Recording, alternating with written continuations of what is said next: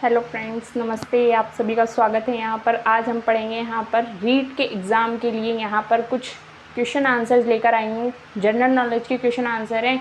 अगर आपको किसी बात की दिक्कत होती है देन प्लीज़ कमेंट के ज़रिए आप मुझसे पूछ सकते हैं। यहाँ पर बात करें कि अगर आपको वीडियो से रिलेटेड किसी बात की दिक्कत है तो उसके लिए आप 8442042724 पर कॉल करके यहाँ पर बात कर सकते हैं। ठीक है, बाकी की बात करें, ये सारे क्वेश्चंस आपके रीट के एग्ज़ाम के लिए बहुत महत्वपूर्ण है। आने वाली जो परीक्षा है एग्ज़ाम RPSC 2022 का जो एग्ज़ाम है 23-24 को जो एग्ज़ाम होने जा रहा है आप सभी के लिए बहुत महत्वपूर्ण है।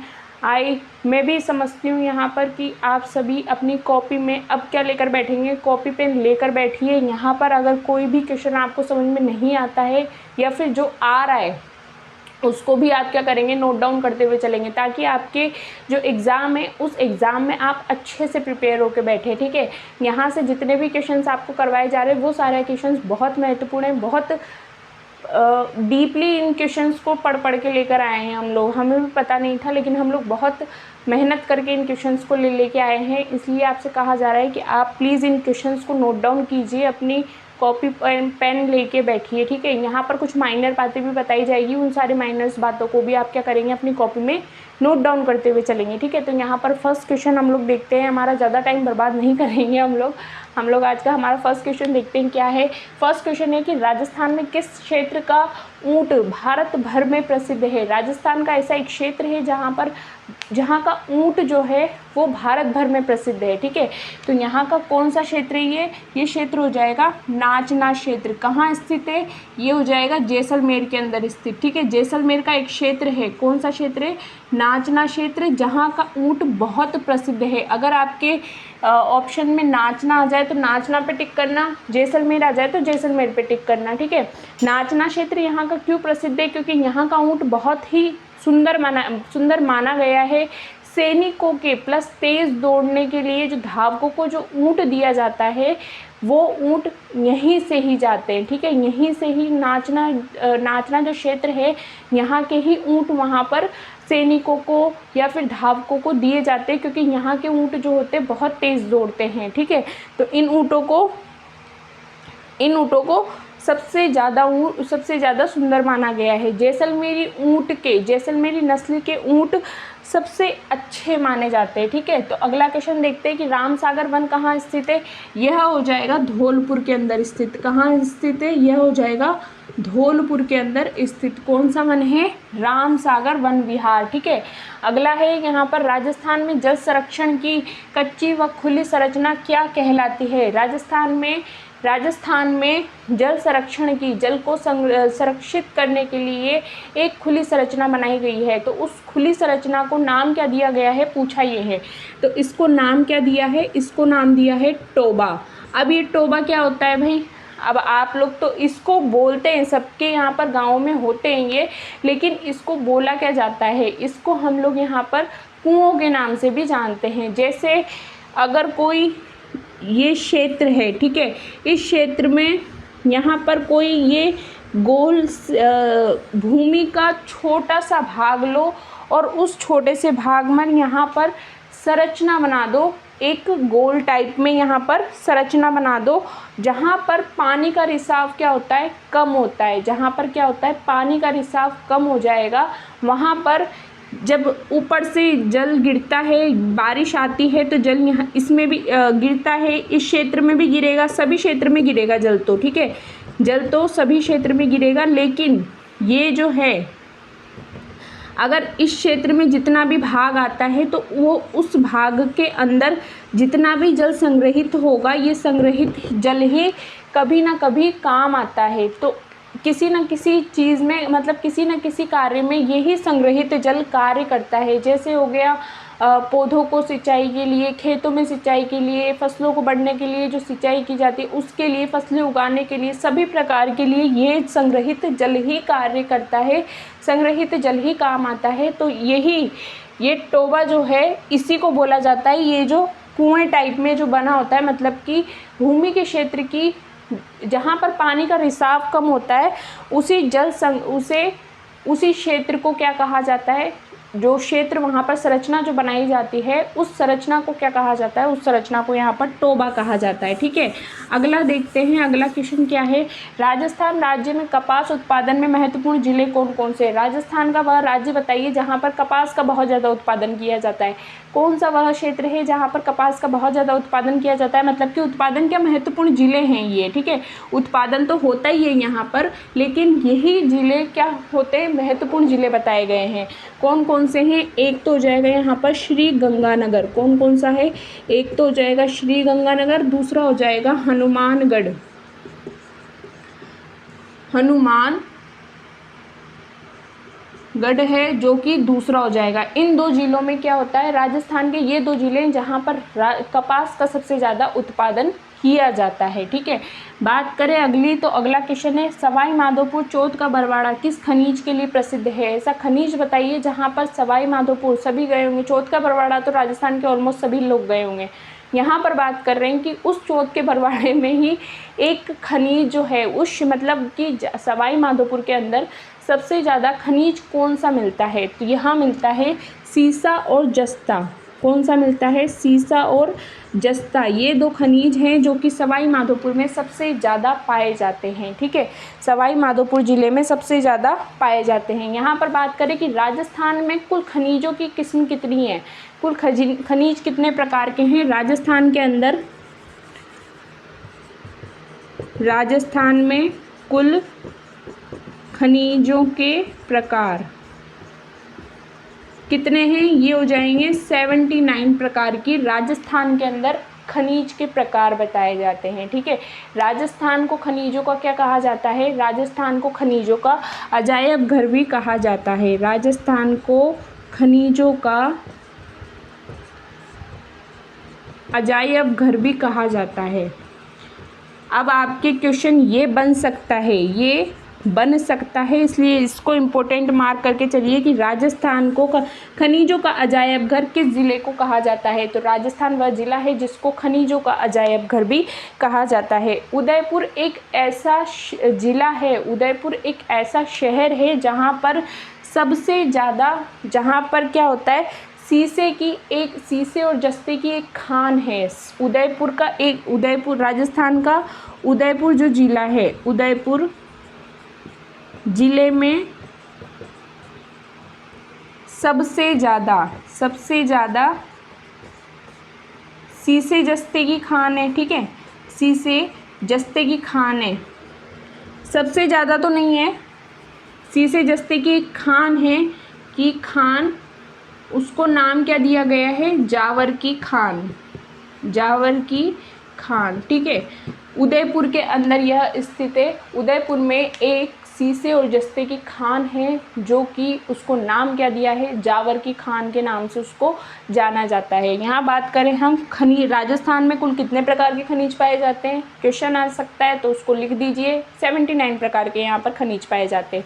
यहाँ पर पूछा जाए कि अजायब घर, खनिजों का अजायब घर किस जिले को कहा जाता है, किस राज्य को कहा जाता है, तो आप क्या बता देंगे, राजस्थान वह राज्य है जिसको खनिजों का अजायब घर कहा जाता है। बात करें कि उदयपुर जिले में सीसे जस्ते की खान को क्या, किस नाम से जाना जाता है, तो आप बता देंगे कि जावर के खान के नाम से इसको जाना जाता है। ठीक है, अगला क्वेश्चन देखते हैं यहाँ पर कि राजस्थान का सबसे छोटा राजमार्ग कौन सा है। राजस्थान का सबसे छोटा राजमार्ग का नाम बताइए कौन सा है। राजस्थान का सबसे छोटा राजमार्ग हो जाएगा NH 919। ठीक है, नेशनल हाईवे 919 इसका ये सबसे छोटा हाईवे बनाया गया है। कहाँ स्थित है, तो ये बताया है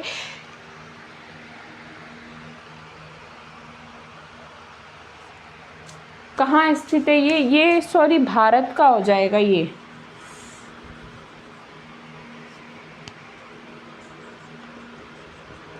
भारत का सबसे छोटा राजमार्ग कौन सा है, तो ये कौन सा हो जाएगा, ये हो जाएगा NH 919। मतलब कि ये कहाँ स्थित है, ये हो जाएगा हरियाणा के अंदर स्थित। ठीक है, कहाँ स्थित है, हरियाणा के अंदर यह स्थित है। कहाँ से किसको किससे जोड़ता है, तो पलवल एक जगह है जिसको रेवाड़ी से जोड़ता है। किससे जोड़ता है, पलवल एक जगह है जिसको रेवाड़ी क्षेत्र से जोड़ता है। और धारूहड़ा एक क्षेत्र है जो सोहना को सोहना और धारूहड़ा ठीक है, ये दोनों क्षेत्र प्लस पलवल प्लस रेवाड़ी, ये दोनों क्षेत्र, इन चारों क्षेत्रों के मध्य 2-2 हो गए, तो 2-2 के बीच में जो रास्ता होता है उसको, वो कौन सा है, ये हो जाएगा NH 919, ठीक है, NH 919। बात करें यहाँ पर कि कुल कितने राष्ट्रीय राजमार्ग हैं, तो ये हो जाएंगे कुल 47 राष्ट्रीय राजमार्ग। कुल राष्ट्रीय राजमार्गों की संख्या कितनी है, राष्ट्रीय राजमार्ग की संख्या कितनी है, तो ये हो जाएगी कुल 47 राष्ट्रीय राजमार्ग है जो कि राजस्थान के अंदर स्थित है, ठीक है, वर्तमान में जो चल रहे हैं, ठीक है। अगला क्वेश्चन देखते हैं यहाँ पर।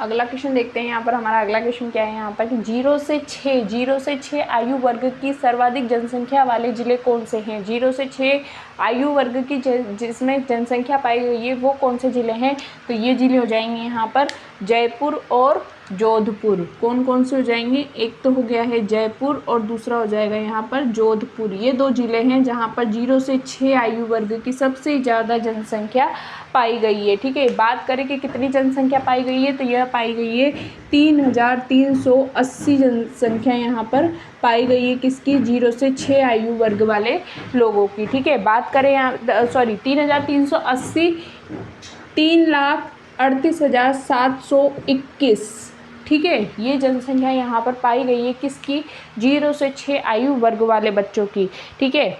अगला क्वेश्चन देखते हैं यहाँ पर कि अगला क्वेश्चन क्या है।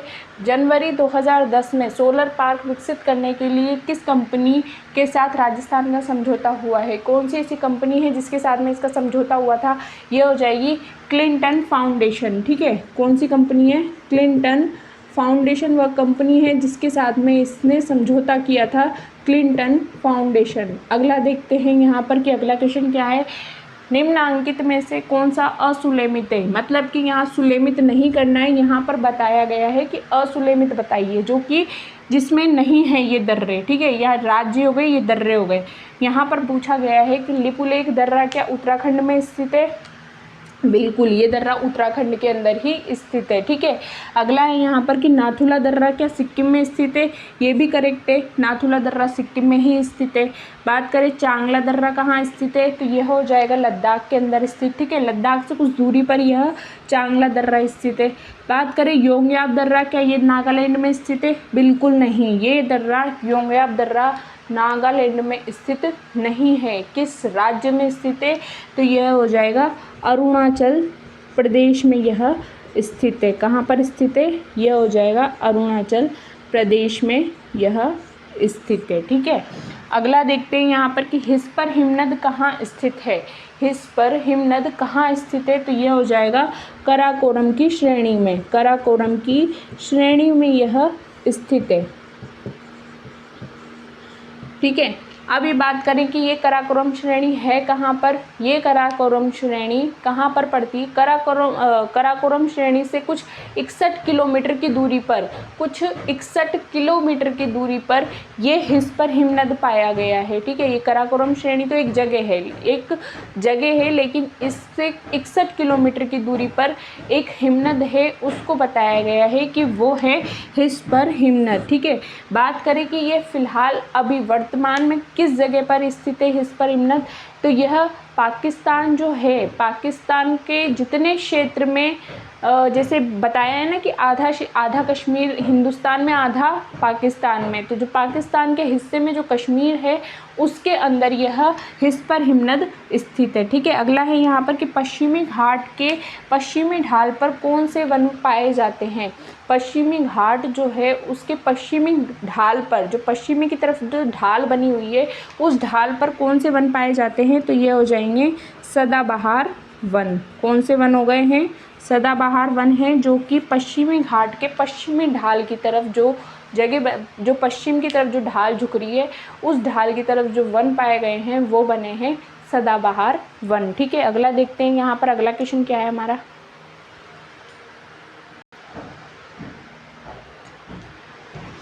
अगला देखते हैं यहाँ पर अगला क्वेश्चन क्या है हमारा कि राजस्थान के प्रथम गैर कांग्रेसी विधानसभा अध्यक्ष कौन थे। राजस्थान के प्रथम गैर कांग्रेसी विधानसभा अध्यक्ष कौन बने थे, यह बने थे लक्ष्मण सिंह। कौन बने थे, लक्ष्मण सिंह हैं जो कि इसके प्रथम गैर कांग्रेसी विधानसभा अध्यक्ष बने थे। ठीक है, इनका कार्यकाल कब से कब तक का था, गैर कांग्रेसी जो अध्यक्ष बने उनका कार्यकाल कब से कब तक का था, तो 1977 से 1980 के बीच में यह 1977 से 1980 के बीच में यह कौन बने थे, प्रथम गैर कांग्रेसी विधानसभा अध्यक्ष। अगर आपसे पूछा जाए कि कौन बने थे तो यह बन जाएंगे लक्ष्मण सिंह। इनका कार्यकाल कब से कब तक का था, तो यह था 1977 से 1980 के बीच का इनका कार्यकाल था। बात करें कि इस बीच में कौन सी विधानसभा चल रही थी राजस्थान में, राजस्थान की ये छठी विधानसभा थी जो कि इस वक्त चल रही थी, इस सन में जो चल रही थी। ठीक है,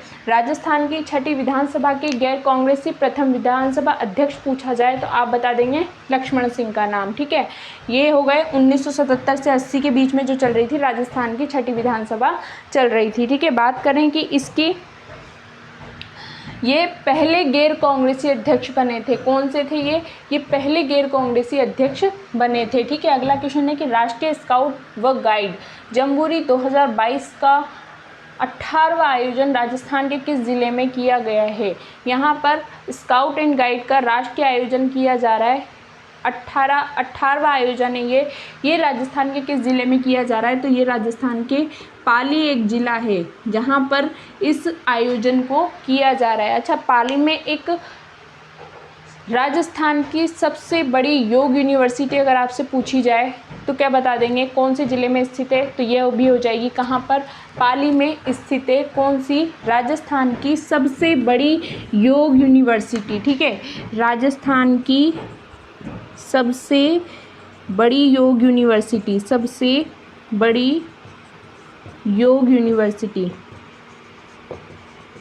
कहाँ स्थित है, तो यह भी कहाँ बता देंगे आप, यह भी स्थित है पाली में। किसके आकार की बन रही है ये, तो ये बन रही है ओम के आकार की, यह यूनिवर्सिटी बन रही है किसके आकार की, यह बन रही है ओम के आकार की। ठीक है, ओम के आकार की यह यूनिवर्सिटी बन रही है जो कि राजस्थान की सबसे बड़ी योग यूनिवर्सिटी बताई गई है। बाकी बात करें यहाँ पर कि जम्बूरी 2022 का 18वां आयोजन, मतलब कि राष्ट्रीय स्काउट व गाइड जम्बूरी का आयोजन यहाँ पर पूछा है तो ये बता देंगे इसका 18वां आयोजन राजस्थान के पाली शहर में किया जा रहा है। ठीक है, अगला यहाँ पर देखते हैं कि सर्वाधिक कार्यकाल के मुख्य सचिव कौन थे। सर्वाधिक जिनका कार्यकाल रहा है, जिनका कार्यकाल बहुत ज़्यादा था, उसके मुख्य सचिव यहाँ पर पूछे थे तो यहाँ पर ये इनका नाम हो जाएगा भगवत सिंह मेहता। भगवत सिंह मेहता हैं, इनका कार्यकाल सबसे ज़्यादा था राजस्थान में जब ये मुख्य सचिव बने थे। कितना था इनका कार्यकाल, यह था इनका 6.5 साल का कार्यकाल था इनका। कितने साल का था, 6.5 साल का इनका कार्यकाल था जब ये बने थे। ठीक है, मुख्य सचिव जब ये बने थे। इनकी राजस्थान की पहली मुख्य सचिव कौन बनी थी, राजस्थान की पहली मुख्य सचिव महिला के बारे में अगर आपसे पूछा जाए कि राजस्थान की पहली महिला मुख्य सचिव कौन बनी थी तो इसका आंसर क्या आ जाएगा, इसका आंसर आ जाएगा खुशहाल सिंह हैं जो कि राजस्थान की पहली महिला मुख्य सचिव बनी थी। ठीक है, कब बनी थी ये पहली बार बनी थी 2009 में। कब बनी थी, 2009 में यह पहली बार बनी थी मुख्य सचिव, महिला मुख्य सचिव। अब बात करें कि अभी राजस्थान की कौन है महिला मुख्य सचिव, तो मुख्य सचिव तो बनी है लेकिन कौन बनी है, महिला ही बनी है। कितने टाइम बाद बनी है, बनी थी पहली बार 2009 में, उसके बाद अब जाके 2022 में फिर से बनी है, मतलब कि गैप हो गया 13 साल बाद। ठीक है, कब बनी है, 13 साल बाद बनी है। कौन बनी है, ये हो जाएंगी उषा सिंह। ठीक है, उषा सिंह हैं जो कि यहाँ पर वापस से 13 साल बाद अब इन्होंने ये बनी है। ठीक है, उषा सिंह हैं जो कि यहाँ पर वापस से बनी है, ठीक है। राजस्थान की महिला मुख्य सचिव जो बनी है 2022 में। अगला क्वेश्चन देखें हम यहाँ पर। अगला क्वेश्चन क्या है हमारा? अगला क्वेश्चन है कि केंद्र सरकार के नवीनीकरणीय ऊर्जा मंत्रालय द्वारा जारी आंकड़ों के अनुसार राजस्थान का सौर ऊर्जा उत्पादन में कौन सा स्थान है?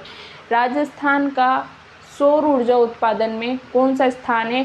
किसके द्वारा बताया गया है? केंद्र सरकार के नवीनीकरणीय ऊर्जा मंत्रालय के द्वारा यह बताया गया है। उन्होंने जारी किया है एक रिपोर्ट जिसके अनुसार राजस्थान का सौर ऊर्जा उत्पादन में कौन सा स्थान है? तो यह हो जाएगा पहला स्थान। राजस्थान का पहला स्थान है जहाँ पर सौर ऊर्जा का उत्पादन सबसे ज़्यादा पाया जाता है। राजस्थान का कौन सा जिला है जहाँ पर सौर ऊर्जा का उत्पादन सबसे ज़्यादा पाया जाता है? कौन सा शहर है वो जहाँ पर सबसे ज़्यादा सौर ऊर्जा का उत्पादन किया जाता है? तो वह हो जाएगा जोधपुर शहर। जोधपुर में भड़ला एक जगह है जहाँ पर, भड़ला एक क्षेत्र है जहाँ पर सबसे ज़्यादा सौर ऊर्जा का उत्पादन किया जाता है, ठीक है। अगला क्वेश्चन है यहाँ पर कि कौन सा अनुच्छेद महाधिवक्ता से संबंधित नहीं है? महाधिवक्ता से संबंधित एक अनुच्छेद है वो इससे संबंधित नहीं है, तो वो कौन सा अनुच्छेद हो जाएगा? अनुच्छेद हो जाएगा 165, ठीक है। सॉरी 165 तो महाधिवक्ता के लिए ही संबोधित है, लेकिन यहाँ पर हो जाएगा ये 192 है, जो कि अगर आपसे अनुच्छेद पूछा जाए, अनुच्छेद में आ जाते हैं। अनुच्छेद अगर आपसे पूछे जाएं कि अनुच्छेदों में कौन सा अनुच्छेद है जो कि महाधिवक्ता से संबंधित नहीं है, तो ये हो जाएगा 192 महाधिवक्ता से संबंधित नहीं है। महाधिवक्ता से संबंधित कौन सा अनुच्छेद है? तो ये हो जाएगा अनुच्छेद 165, ठीक है। अनुच्छेद 165 है जो कि महाधिवक्ता से संबंधित है। बात करें कि ये राज्यपाल के क्या करता है इस अनुच्छेद से? राज्यपाल इस अनुच्छेद से महाधिवक्ता की नियुक्ति करता है, ठीक है। महाधिवक्ता की नियुक्ति कौन करता है? क्वेश्चन बन सकता है कि महाधिवक्ता की नियुक्ति कौन करता है, तो उसका आंसर क्या आ जाएगा? राज्यपाल द्वारा महाधिवक्ता की नियुक्ति की जाती है।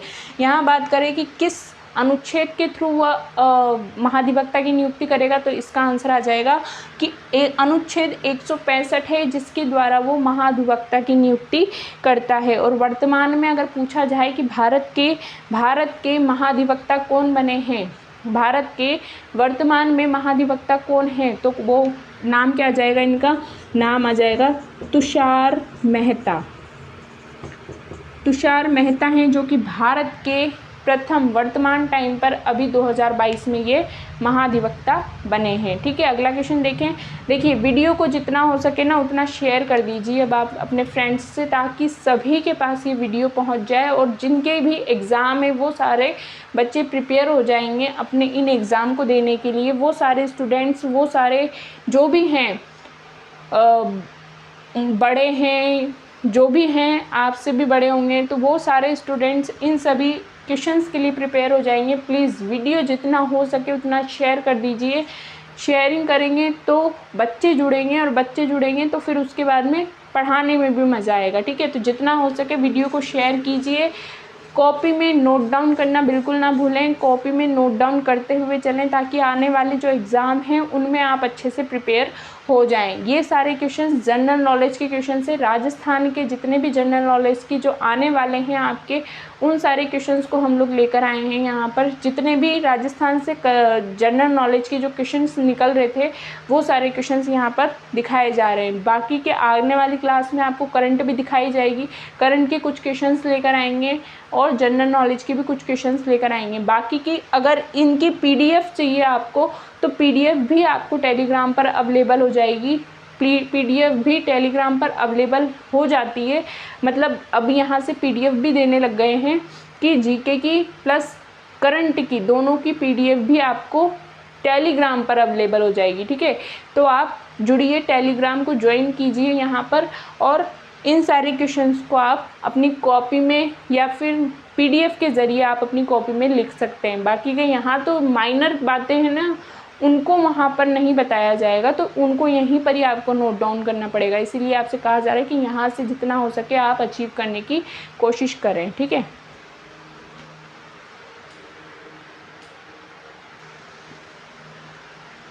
देखिए अगला क्वेश्चन क्या है हमारा, अगला क्वेश्चन है यहाँ पर कि राजस्थान सोलर ऊर्जा एसोसिएशन, राजस्थान सोलर एसोसिएशन ने हाल ही में किस संस्थान में अक्षय ऊर्जा के लिए सर्वश्रेष्ठ केंद्र का उद्घाटन किया है। सर्वश्रेष्ठ केंद्र का उद्घाटन किस संस्थान ने किया है, पूछा यह है। तो इसका आंसर क्या आ जाएगा,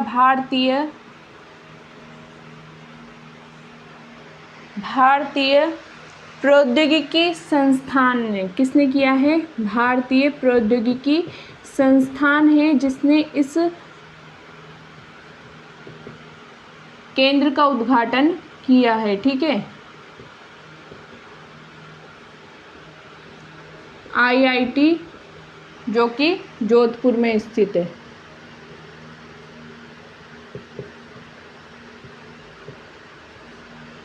इस संस्थान ने, भारतीय प्रौद्योगिकी संस्थान IIT ने इस केंद्र का उद्घाटन किया है। ठीक है, कहाँ स्थित है ये हो जाएगी जोधपुर के अंदर स्थित हो जाएगी। ठीक है, अगला देखें, अगला क्वेश्चन क्या है कि कौन सा जिला न्यायालय मुख्य पीठ के अंतर्गत नहीं आता है। तो यह हो जाएगा राजस्थान का जिला है टोंक जिला है जो कि मुख्य पीठ के अंतर्गत नहीं आता है। ठीक है, टोंक जिला है जो कि मुख्य पीठ के अंतर्गत नहीं आएगा। आदर्श ग्राम सम्मान पुरस्कार, कौन सा पुरस्कार है, आदर्श ग्राम सम्मान पुरस्कार पाने वाला प्रदेश का पहला गांव कौन सा है, पहला गांव पूछा गया है यहाँ पर। देखिए इसको इतना बड़ा सम्मान दिया जा चुका है, आदर्श ग्राम सम्मान दिया जा चुका है।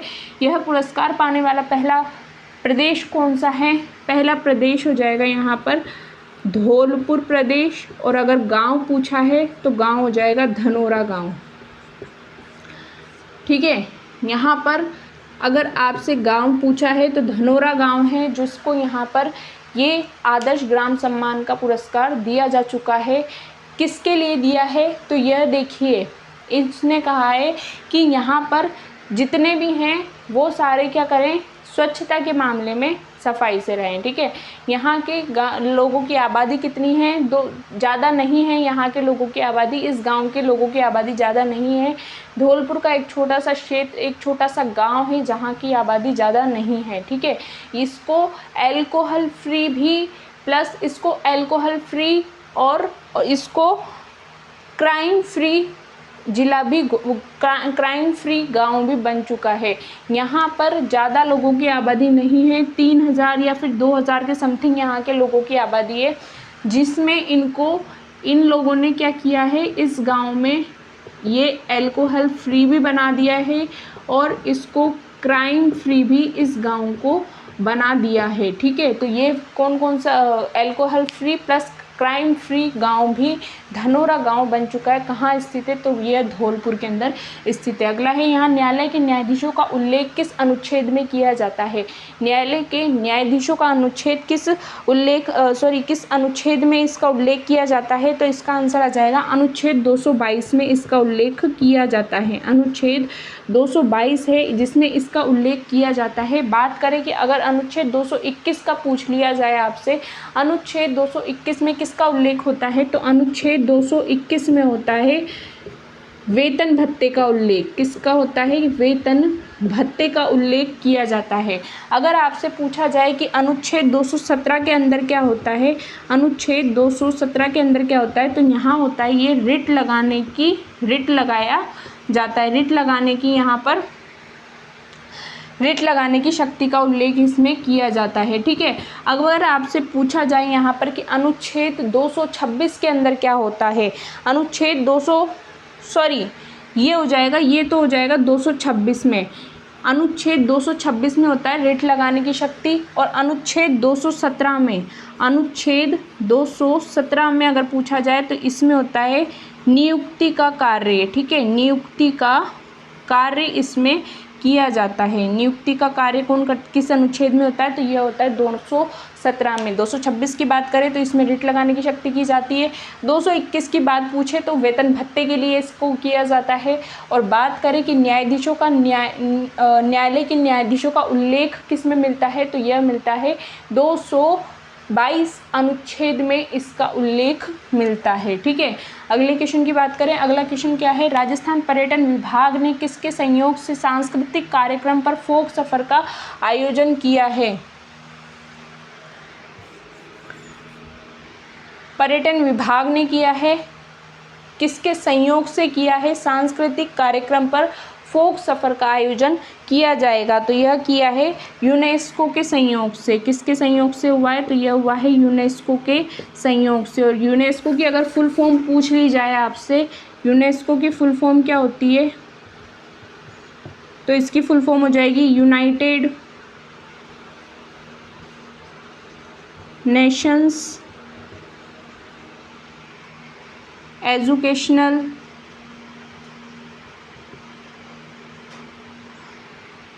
Scientific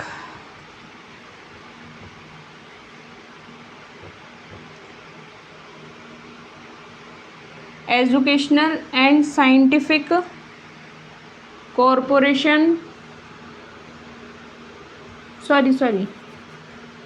educational scientific and culture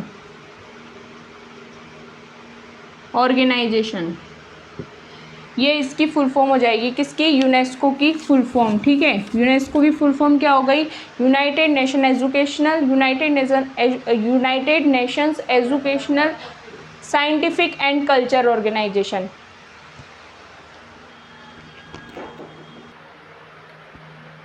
आगे की क्वेश्चंस की बात करें तो आगे क्वेश्चंस हम लोग कल की क्लास में देखते हैं। आज की क्लास में इतना काफ़ी। बाकी के देखिए, अगर आपको जुड़ना है तो आप क्या करेंगे? सब्सक्राइब कीजिए चैनल को, ताकि आप टेलीग्राम से जुड़ें। टेलीग्राम से जुड़ने के लिए आप यहाँ पर टेलीग्राम से अगर आप जुड़ेंगे तो इन सब की आपको पीडीएफ भी अवेलेबल हो जाएगी। पीडीएफ के ज़रिए आप पढ़ सकते हैं। बाकी का यहाँ पर तो हम लोग ओरली पढ़ा ही रहे हैं। आपको माइनर बातें जो हैं वो सारी आप क्या करेंगे? नोट डाउन करेंगे अपनी कॉपी में, ताकि आपको आने वाले एग्ज़ाम में आप प्रिपेयर हो जाएं। ठीक है, रीड के लिए। बाकी के कल की क्लास कल देखते हैं। आज के लिए धन्यवाद, नमस्कार।